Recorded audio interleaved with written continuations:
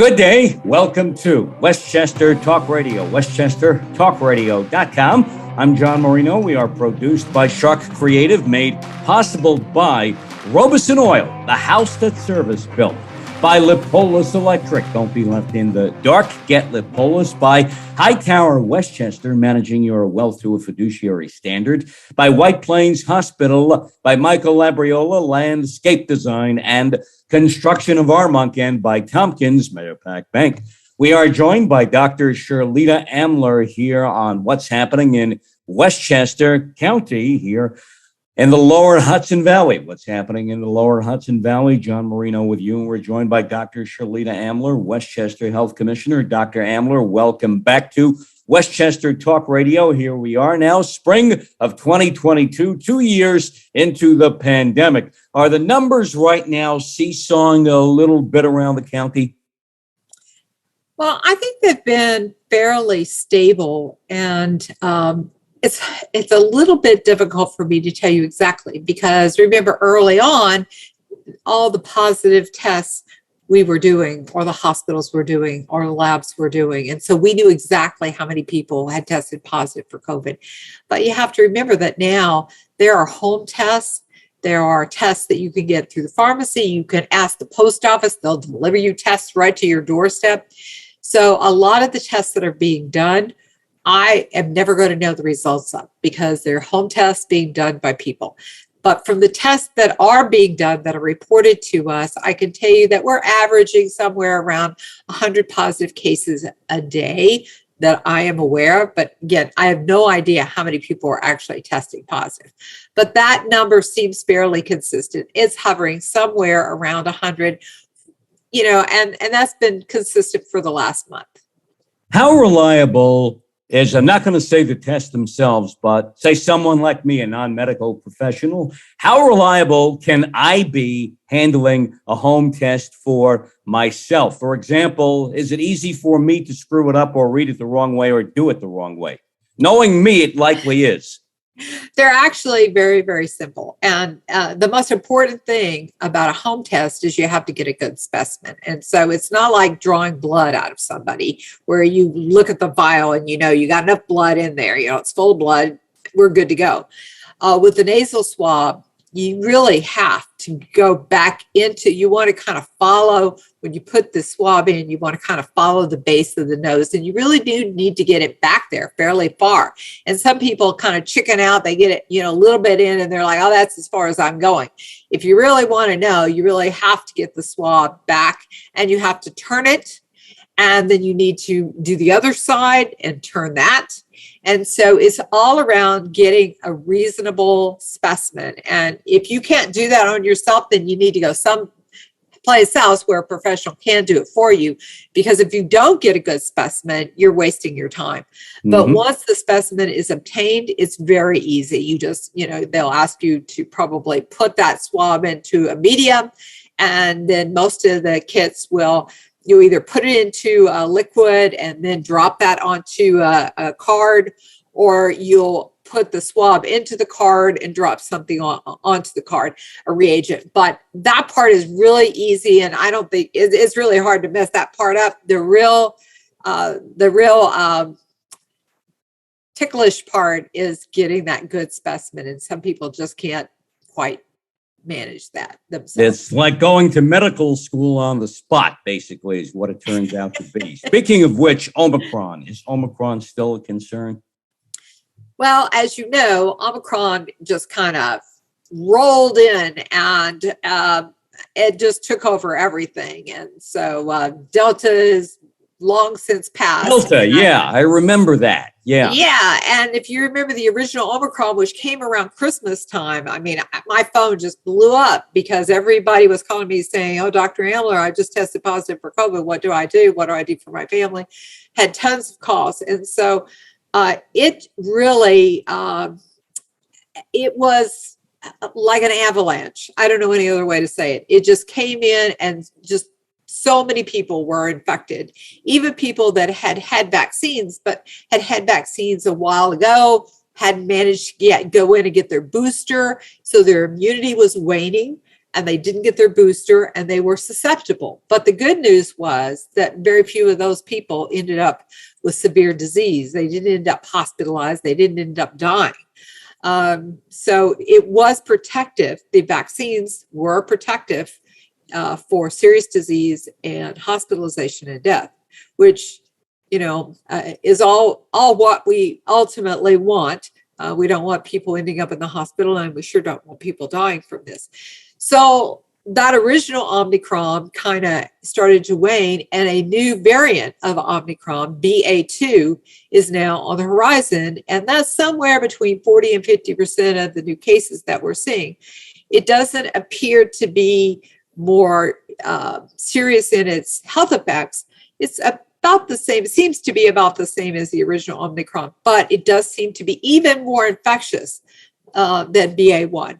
So now is a very good time. If you haven't had your booster and you're eligible for your booster, you really should consider getting a booster, and vaccines are still, out there. You can still get a booster. So I would really encourage that, because the boosters do really prevent COVID. I mean, I can tell you myself, I had a booster in late October. Around Christmas, my whole family got COVID. I was the last person to get the booster, and I didn't get COVID. So even though I was taking care of my whole household that had COVID, I never got it. It was protective of me. And I believe it was because I had only recently had my booster.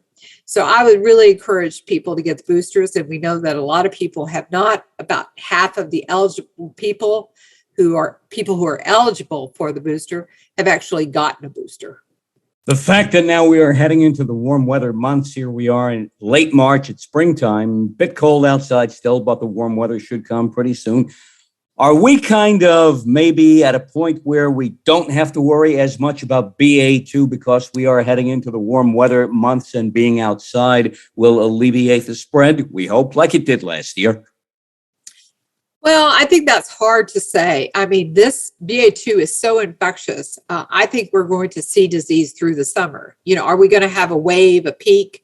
I don't think so, but I'm basing that on what's happened in the last 2 years, and this is a new variant. So, but I think most people do expect that when the summer is over and everybody goes back to school and the weather gets colder and we're all inside, that we could well see another wave.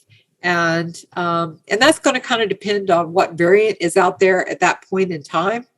And, I mean, I have a crystal ball, but it hasn't done me a lot of good so far. So I'm not going to lay bets on this.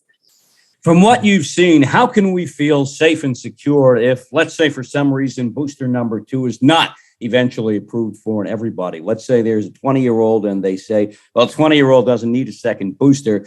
And yet that 20-year-old had their booster shot 6 months ago. How can that person feel, say, 6 months from now, 6 months down the road, protected the way they should feel? Well, first of all, they need to have gotten their primary series. Not everyone has gotten their primary series. And we do know that the vaccines are safe and they're very effective. And so if you haven't got your second, maybe you got the first dose, but you never got the second dose, or you got the primary series and you never got your booster, you need to finish whatever vaccines you are eligible for, because we know that these vaccines are safe and they're really effective against preventing COVID. And I believe that from my own personal experience.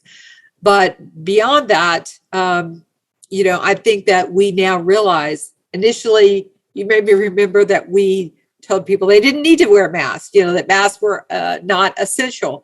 And then the data showed us that no, it really did help. And so what we have learned from COVID is really that it isn't just one thing that makes us protected, but it's all the things that we do that makes us protected. So if we start seeing COVID again, whether they tell you to wear a mask or not, a person can make that decision themselves. Personally, a lot of times I wear a mask still, even though I don't have to. I mean, if I'm going into a crowded room, a lot of times I will stick a mask on just because I feel, why not? I'll be happier in whatever I'm doing in that room if I am masked than if I'm not.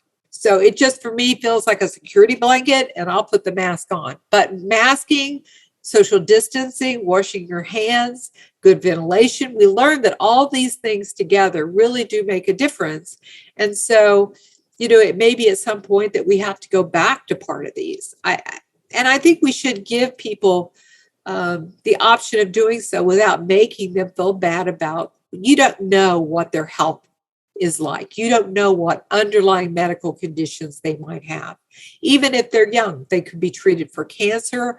They could have, conditions that could make their immune system not as robust as it needs to be. And so for their own well-being, they may need to wear a mask and they may need to social distance. And so it's really important that we as a society don't make people feel bad if that's what they need to do for their health. So we shouldn't make fun of them. We shouldn't, make them feel uncomfortable that they've made that decision. I know we've been locked up for 2 years. Easter, Passover, both on the way. Are we reopening too fast right now? Well, time will tell. And, I will tell you, it does make me a little nervous. We've got Easter and Passover coming about the same time. And so it's a double whammy. And so, lots of people over the last 2 years, I know many families that have not gotten together for either Easter or Passover that are planning to do so this year. And I hope that we can all do so safely. So again, if you got holidays coming up, if you've not got your vaccines, I would encourage you to get vaccines. If you are an older person or somebody with an immunocompromising condition, wear a mask if you feel uncomfortable. I think your family will still love you, and they'll probably understand if you decide to wear a mask. And so we will be watching to see what happens after Easter and Passover. And I certainly hope that we don't see a spike in cases, and I hope we don't see a wave. But, only time is going to give us that answer. A couple of people I know said to me, "Hey, John, leave your mask on all the time. Looks better." Well, you don't have to worry like me. Nobody sees the wrinkles anymore if I've got my mask on. So, I may wear it forever. Are we in a wait and see mode still? Is that the bottom line at this point? It really is. And, we just can't predict what the next variant will be, but I can guarantee you there will be new variants, and what's going to happen, how dangerous they're going to be, how infectious they're going to be, how severe their symptomatology will be. No one can answer that question for you because there's no way to know. But what I do know is that simply getting a vaccine reduces the risk of variants. Now, unfortunately, we can't, we have no control over what happens in countries around the world. And there are countries around the world that have very small percentage of their population vaccinated for a variety of reasons. And the world is a small place these days. So you can be in the farthest reaches of the world, and with a day, you could be in New York City. And with you, you bring whatever diseases you've been exposed to and are incubating. And so there's no way for us to put a wall up around our country or our county or even our own home. We live in a different world than 100 years ago when they had, the 1918 flu pandemic. It's a different world. And so it makes getting vaccinated all the more important.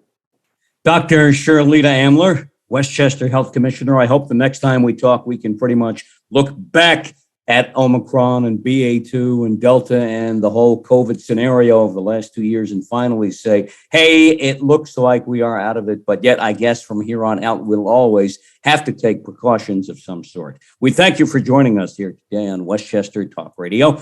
Westchester Health Commissioner, Dr. Sherlita Amler. Enjoy the spring, by the way. Should be fun. Yeah, I'm looking forward to getting outside and maybe actually seeing some of my family. Yeah, and happy Easter, happy Passover to you and yours too. Thank you, Dr. Amler. Here on all your listeners in the Lower Hudson Valley, I'm John Marino. We are produced by Sharc Creative, made possible by Robeson Oil, the house that service built by Lipolis Electric. Don't be left in the dark. Get Lipolis by Hightower Westchester, managing your wealth through a fiduciary standard by White Plains Hospital, by Michael Lambriola, Landscape Design and Construction of Armonk, and by Tompkins Mahopac Bank. Catch all of our Westchester, Rockland, Putnam, Dutchess, Orange, and Fairfield County Talk Radio programming on our YouTube channel, Sharc Creative YouTube, and download our app. Take it with you anywhere and everywhere you go, 24/7. It's called Westchester Talk.